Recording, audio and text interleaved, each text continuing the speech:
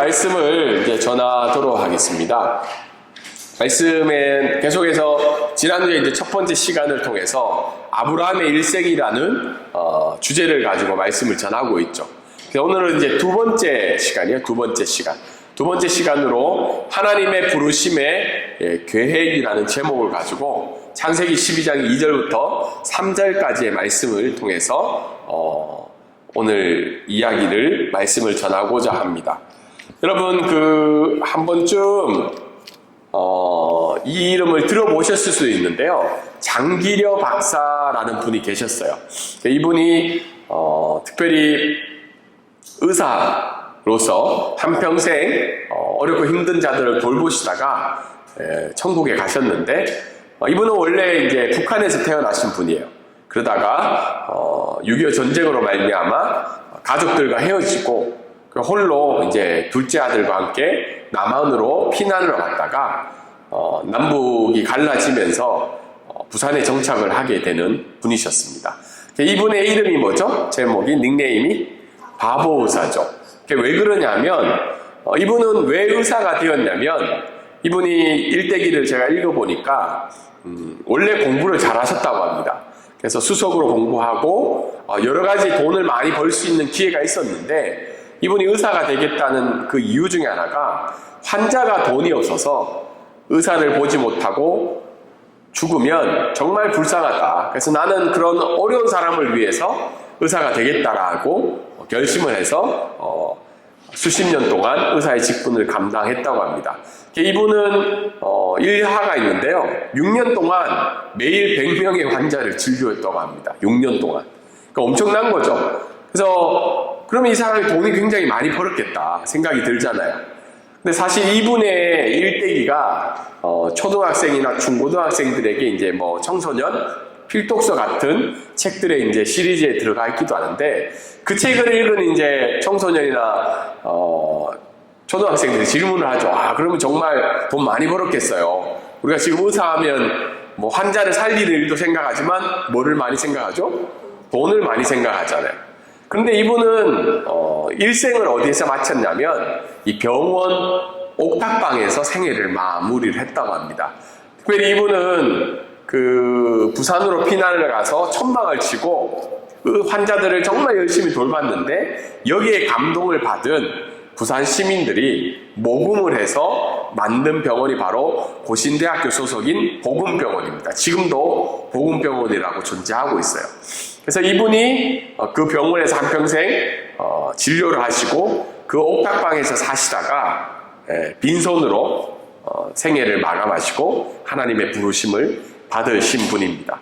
이분의 업적에 대해서 굉장히 한국 사회가 존경을 하다 보니까 동양의 아니면 한국의 슈바이처라고 얘기하기도 하고, 또는 행여병자의 아버지라고 이야기하고, 그리고 이분이 한 업적 중에서 하나는 청십자병원 의료조합이라고요. 지금 한국의 의료보험의 효시가 되는 그런 제도를 만들어서, 지금 의료보험도 어때요? 가난하고 어려운 사람들이 조금의 의료보험을 내면 어떻게 되나요? 의료의 혜택을 볼 수 있는 게 의료보험의 지금 혜택이잖아요. 동일하게 이런 일들을 행하였기 때문에 존경받는 삶을 살게 되었습니다. 근데 제가 한편으로 볼 때, 여러분, 이 사람은 복받은 삶이에요? 복받지 못한 삶이에요? 여러분들이 생각할 때 왜 복받은 삶이라고 생각해요? 네? 의사였으니까. 근데 의사였는데 의사로서 받은 것들을 많이 누리지 못했던 거예요.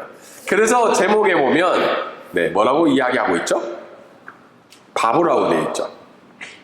사람들 눈에 보기에는 바보와 같은 삶일 수도 있다는 거죠. 왜냐하면 자기가 받은 복을 자기가 못 누리고 어떻게 해요?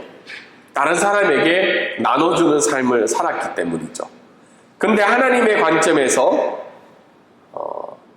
그리고 기독교적인 관점에서는 이분은 굉장히 복을 받은 사람이고, 또 복을 나눠주는 삶이었고, 또 하나님이 기뻐하는 삶을 살았다고 이야기를 할 수 있습니다.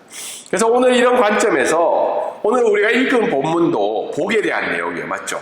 12장 2절부터 3절. 기독교인이 가장 좋아하는 본문 중에 하나가 오늘 읽은 말씀이고요. 그리고 많이 설교되는 내용 중에 하나가 오늘 읽은 본문의 말씀입니다. 여러분, 하나님이 우리에게 복을 주셔서 창대케 하시고 큰 민족을 이루겠다는 그 말씀을 싫어할 사람은 아무도 없다고 생각합니다. 그래서 우리가 복을 받긴 받아야 되는데 좀 애매할 때가 있잖아요. 복을 구하는 게 맞는 것 같지만 또 한편은 이게 세상 사람들이 기복신학으로 인해서 어떻게 해요? 복을 구하는 거랑 뭐가 다를까 고민이 되는 지점이 바로 복에 대한 지점입니다. 그래서 기독교인의 질문은 이렇게 있죠. 기독교는 복을 구하는 종교가 맞나? 복을 구하는 종교가. 그리고 복은 어떤 복을 의미하는가? 기독교에서 얘기하는 복은. 세 번째는 뭐죠? 그러면 어떻게 해야 복을 많이 받을 수 있는가? 여러분, 어떻게 해야 복을 많이 받을 수 있죠? 네. 네 번째는, 그럼 하나님은 왜 우리에게 복을 주시는가? 이 네 가지 질문이 복에 대한 질문이라고 제 스스로 한번 생각을 해봤어요. 그래서 복을 주시기 위한 하나님의 부르심의 계획은 분명히 있다는 겁니다. 오늘 말씀에 보면. 그런데 그 계획을 깨달아서 믿고 순종하는 것이 기독교 신앙의 핵심 중에 하나라고 생각할 수 있습니다. 그래서 오늘 아브라함은 하나님으로부터 복을 받는다고 이야기했죠. 지난주 말씀을 우리가 한번 생각해보면 하나님의 부르심이 몇 번 있었죠? 2번 있었죠. 첫 번째는 우르에서 아버지 데라를 포함해서 하나님의 부르심이 있었고, 두 번째는 어디에 있었죠? 하란이죠. 하란에서는 아브라함을 통해서 자신의 조카 롯을 포함해서 하나님이 약속한 땅으로 가는 게 2번과 3번 사이의 여정이 오늘 말씀이 임하는 여정입니다. 그리고 다음 주는 어떻게 해요? 3번 땅에서 말씀이 이루어지는 내용들을 보게 되는 거죠. 그래서 오늘은 하란 땅에서 하나님이 부르셨는데 그 부르심의 계획이 무엇인지를 설명하는 내용이 오늘 말씀의 내용입니다.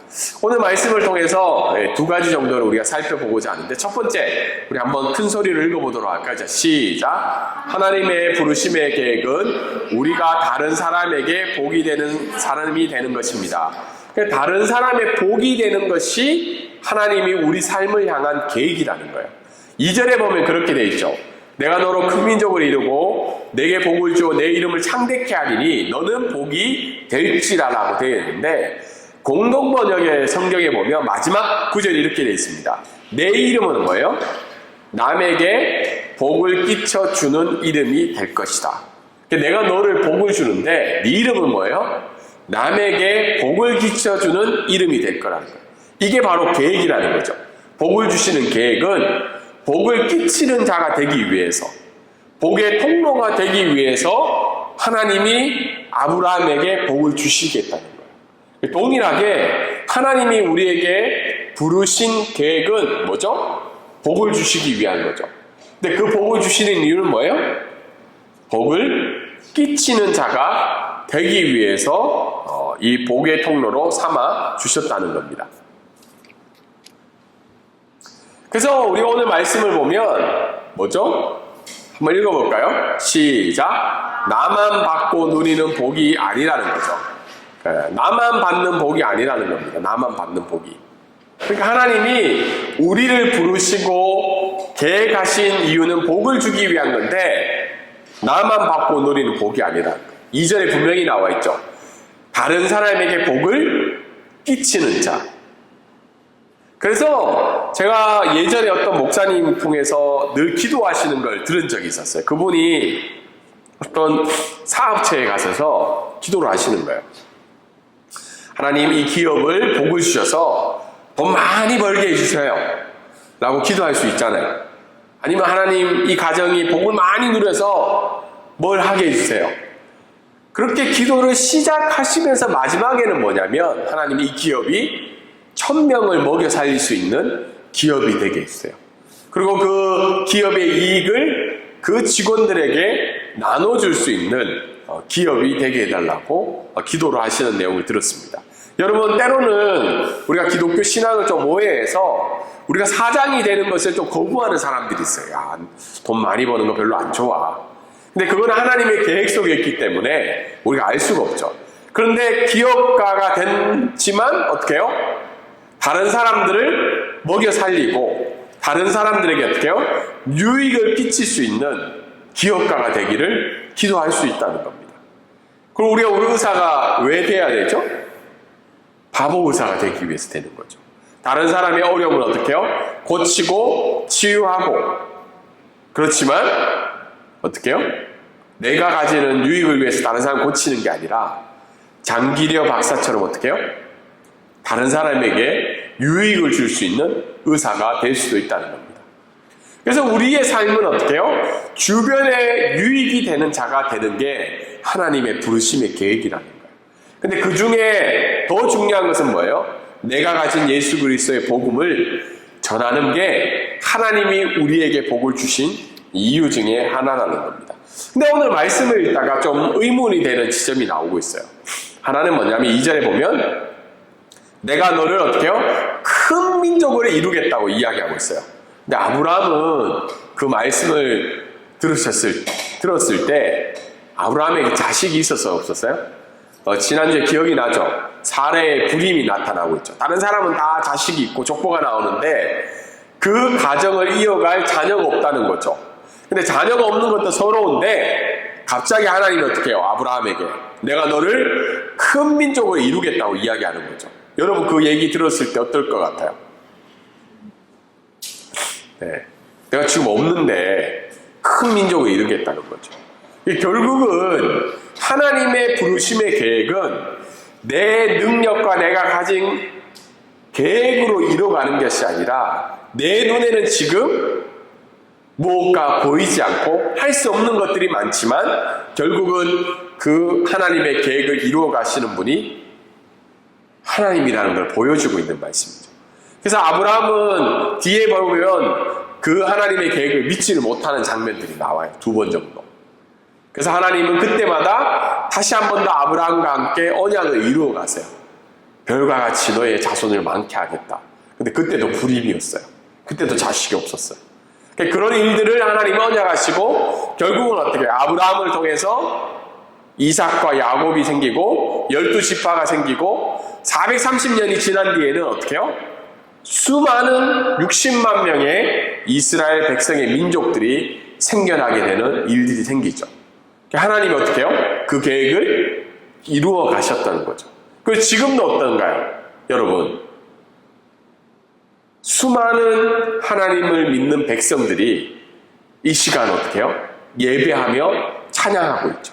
결국은 하나님은 아브라함에게 약속하셨던 큰 민족을 이루겠다는 그 복을 어떻게 해요? 지금도 이루어 가고 계신다는 겁니다. 그렇기 때문에 하나님이 그런 하나님의 부르심의 계획을 우리 가운데 이야기해 주셨을 때 우리에게는 뭐가 필요하다는 거예요? 믿음의 순종이 필요하다는 거예요. 여러분, 지난주에도 제가 이야기를 했지만 한번 생각해 보세요. 하란 땅에서 떠났을 때 아브라함이 쉽게 떠날 수 있었을까? 그래서 우르에서 하란에 가서 하란에서 하나님이 약속한 땅으로 갈 때 10몇 년이 걸렸다고 그랬잖아요. 그때는 이미 재산이 많이 늘어났을 것이고 10몇 년이 지났을 때는 어떻게 해요? 뭔가 다 안정이 되고 있죠. 저희 가정도 이 땅에 온 지 이제 13년이 되었어요. 생각해 보면 처음에 왔을 때는 국수를 사 먹으러 가고 뭔가 물건을 하나 사는 것도 굉장히 힘든 일이었던 것 같아요. 근데 지금은 어때요? 물론 어려운 부분이 있지만 하나님이 저희 가정을 통해서 이루어진 것들이 많은 거죠. 지금은 어떻게 보면 안정된 것들이 너무 많아요. 그런데 그럴 때마다 어떻게 해요? 그런 상황 속에서 하나님은 오늘 이야기하시는 것이 너의 안정된 땅, 네가 확실성을 가지고 의지하는 그 땅을 버리고 어떻게 해요? 믿음의 땅으로 가라는 거죠. 근데 그 믿음의 땅은 지난주에 말씀드린 것처럼 불확실성이 가득한 땅이에요. 뭔가 없고 어떻게 해요? 내 하나님 앞에서 갈 바를 알지 못하는 땅이라고 지난주에 말씀했죠. 그때 아브라함은 어떻게 해요? 믿음의 순종을 했다는 겁니다. 만약에 아브라함이 하나님이 부르심의 계획을 거부하고 하란 땅에 있었으면 어떻게 됐을까요? 물론 하나님께 또 다른 계획이 있으셨겠지만 오늘의 역사와 같지는 않다는 겁니다. 그래서 믿음의 순종이 필요하다는 겁니다. 그래서 내가 의지하는 것들로부터 어떻게 해요? 하나님이 약속한 것들로의 포기와 떠남은 믿음이 필요하다는 거예요. 다르게 이야기해서 하나님만 의지하며 살아가는 것은 굉장히 어렵고 힘든 일이라는 겁니다. 그리고는 어때요? 이스라엘 백성들에게 복의 근원이 되는 말씀들을 하실 때 그 중에 하나가 삶에서의 순종인데요. 한번 레위기 말씀 한번 같이 읽어볼까요? 자, 시작. 내 포도원의 열매를 다 따지 말며 내 포도원에 떨어진 열매도 줍지 말고 가난한 사람을 위하여 버려두라. 다른 사람에게 복을 끼치는 자가 되기 위해서는 그냥 소명만 이야기하는 것이 아니라 내 실제의 삶에서도 그 유익을 끼쳐야 된다는 겁니다. 그 중에 한 말씀이 레위기 말씀이죠. 여러분 지금 말씀을 듣는 사람들은 포도원 주인이에요. 1년 동안 열심히, 몇 달 동안 열심히 농사를 지어서 포도 열매를 딸 때 뭐 하라는 거예요? 다 따지 말라는 거죠. 그리고 떨어진 거 어떻게 해요? 줍지 말라는 거죠. 왜? 다른 사람이 유익을 얻을 수 있도록. 동일하게 우리의 삶도 어떻게 해요? 하나님이 내게 주신 것들은 다 내게 아니라는 거죠. 하나님 건데 내가 사용을 할 수 있는데 내 삶의 일부분은 어떻게 해요? 다른 사람의 유익을 위해서 사용하라는 거예요. 이 말씀에 의하면. 여러분 그게 좀 쉬울까요? 안 쉬울까요? 다 내 건데 내가 열심히 해서 수고해서 얻은 결과인데 이걸 나눠주라는 거죠. 근데 오늘 앞에 소개했던 장기려 박사님 어때요? 네, 자기의 것들을 나누어서 유익을 끼치는 복의 통로가 되었다는 겁니다. 그래서 우리는 기도를 할 때 이제는 하나님 내게 복을 더 많이 달라고 기도하는 것에서 어떻게 해요? 하나님 내게 주신 복을 잘 전달하는 삶을 살게 해주세요라고 기도의 내용이 바뀌어야 된다는 겁니다. 그렇다고 해서 하나님 더 많이 주세요. 그럼 하나님 입장에서는 네가 쓸 거를 이미 충분히 줬다라고 이야기할 수 있겠죠. 그래서 내가 가진 것 안에서 어떻게 해요? 다른 사람에게 복을 주는 삶으로 나아가는 것이 우리의 기도의 내용의 변화라는 겁니다. 그래서 많은 기독교를 싫어하는 사람들은 어떻게 해요? 우리를 볼 때 굉장히 이기적으로 생각하죠. 왜 그러냐면 나만 복 받기를 원하고 내가 가진 것은 어떻게 해요? 내 교회만, 내 삶만 사용되기를 원하는 거죠. 근데 만약에 이 세상에 있는 모든 교회들이 나의 삶의 모든 것들이, 기독교인의 모든 삶들이 내게 가진 것들을 가지고 다른 사람에게 복을 끼치는 그런 삶을 살아간다면 기독교를 향한 시선과 시각이 달라질 수 있다는 겁니다. 지난주에 대규모 집회가 있었다 그랬잖아요. 100만 정도 인구가 모여서 기도하며 차별금지법을 반대했는데 그 중에 하나가 이제 100억의 모금을 했어요. 100억. 지금 어떻게 실제적으로 집행이 되었는지는 제가 잘 모르겠어요. 근데 신문상에 보니까 100억을 모금해서 사랑의 열매에 이제 기부를 하는 일들이 있었다고 이야기를 들었습니다. 그만큼 100억이라는 게 굉장히 큰 돈이잖아요. 그랬을 때 그 사용하는 재정의 방향들도 어떻게 해요? 교회 재정이나 교회 사항들이나 교회 봉사들도 다른 사람에게 복을 유익을 끼치는 사항으로 가야 된다는 겁니다. 두 번째 말씀 한번 읽어볼게요. 자, 시작. 하나님의 주신 복은 하나님이 이루어 가십니다. 3절에 보면 이렇게 돼 있죠. 너를 축복하는 자에게 내가 복을 내리고 너를 저주하는 자에게 내가 저주하리니 땅의 모든 족속이 너로 말미암아 복을 얻을 것이라 하신지라라고 이야기하고 있습니다. 근데 거기서 중요한 단어가 뭐냐면 내가라는 단어예요. 내가가 여기서 누구죠? 하나님이죠. 내가 너에게 복을 주고 내가 너를 복을 받게 할 거라는 거예요. 여기서 주어는 아브라함도 아니고 아브라함의 복도 아니고 주어는 내가라는 거죠. 그래서 하나님이 주신 복은 하나님이 이루어 간다는 걸 3절 말씀은 이야기를 하고 있습니다.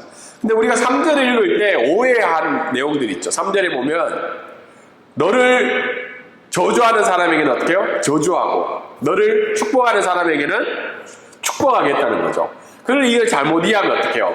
나는 굉장한 사람이기 때문에 너 나한테 축복해라. 그러면 하나님 너 축복할 거고 너 만약에 나한테 혹시 저주하면 하나님이 너를 저주할 거다 라고 생각할 수 있다는 겁니다. 그런데 이 말씀은 이렇게 해석하는 건 오해라는 거죠. 왜냐하면 이 말씀에 의해는 하나님의 복을 이루어 가시는 분은 하나님이라는 것을 이야기하고 결국은 그 하나님의 부르심의 계획인 복을 주는 것은 너 자신에게만 주는 게 아니고 뭐예요?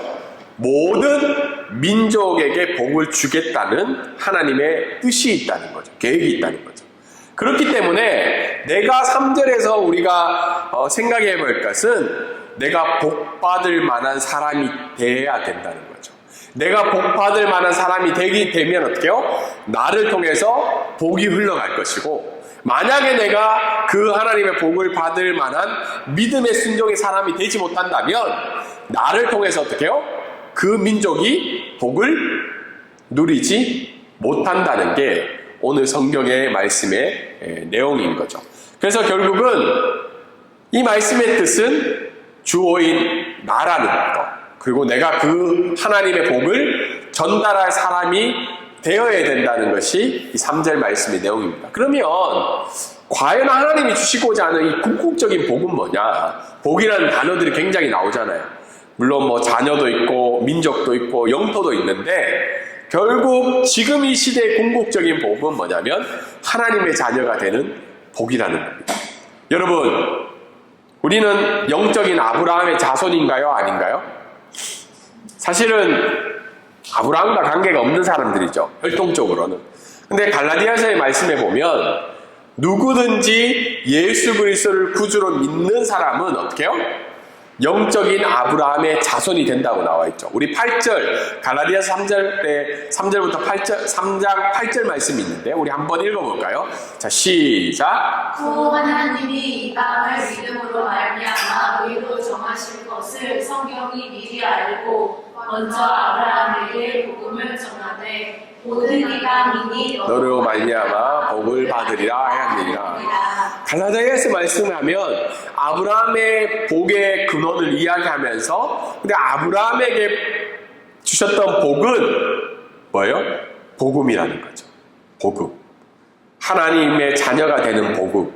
지금으로 이야기하면 예수 그리스도를 믿게 되는 그 복음이 아브라함에게 주셨던 궁극적인 복이라는 거죠. 그리고 예수 그리스도를 통해서 우리는 어떻게 에베소서 1장 3절에 보면 이미 하늘에 신령한 모든 복을 받게 되었다는 거죠. 그 복의 근원은 뭐죠? 하나님의 자녀가 되는 복이라는 거예요. 아브라함을 궁극적으로 부르셔서 그 이름을 창대케 하고 그에게 복의 근원이 되게 하셨던 이유는 그 아브라함을 통해서 어떻게 해요? 모든 민족이 예수 그리스도를 믿게 되는 복을 누리게 하려고 그 복을 주셨다고 오늘 성경 말씀은 이야기를 하고 있습니다.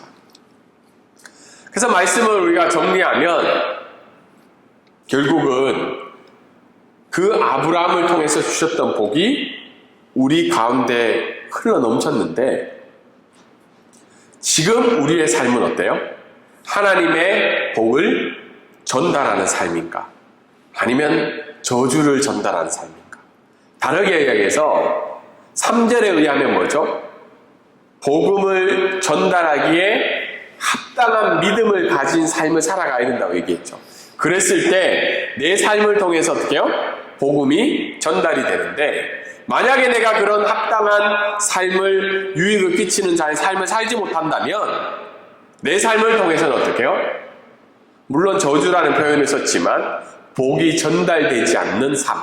결국은 예수 그리스도의 복음이 전달되지 않는 삶은 예수와 관련되지 않는 삶이고, 다른 사람이 그 복을 누리지 못한다면 결국 우리는 복음을 전달될 수 없는 삶을 산다는 거예요.